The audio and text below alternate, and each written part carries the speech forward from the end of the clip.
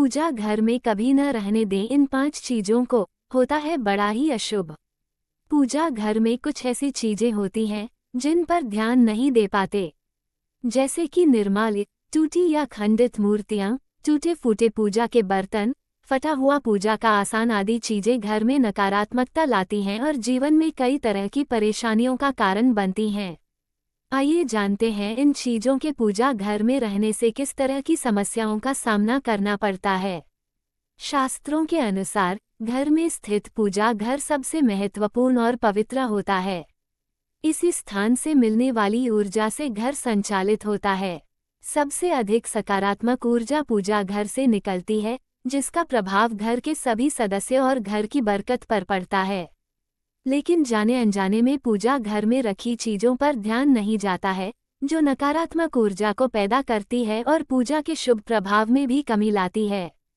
इसका सीधा प्रभाव घर के सदस्य पर पड़ता है, जिससे उनकी तरक्की में बाधा आती है और पारिवारिक सदस्यों में आपसी प्रेम कम होने लगता है।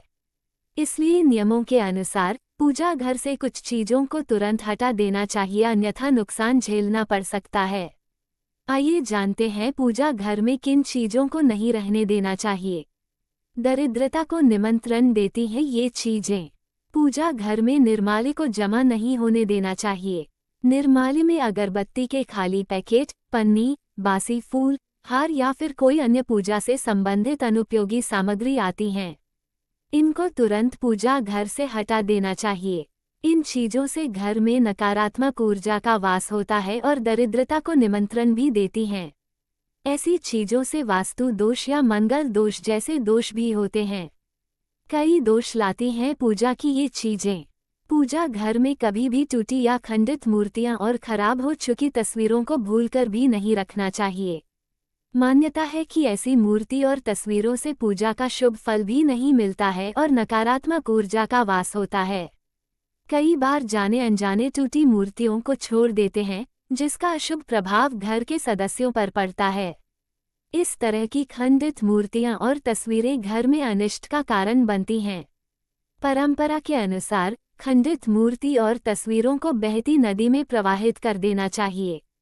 इन चीजों से होता है आर्थिक संकट। पूजा घर में पूजा के बर्तनों का हमेशा ध्यान रखना चाहिए कि कहीं ये टूटे फूटे तो नहीं। टूटे फूटे पूजा के बर्तनों का प्रयोग करना बहुत अशुभ माना जाता है। ऐसी चीजों को तुरंत घर के बाहर रख देना चाहिए, ताकि किसी भी तरह के दोष से बच सकें।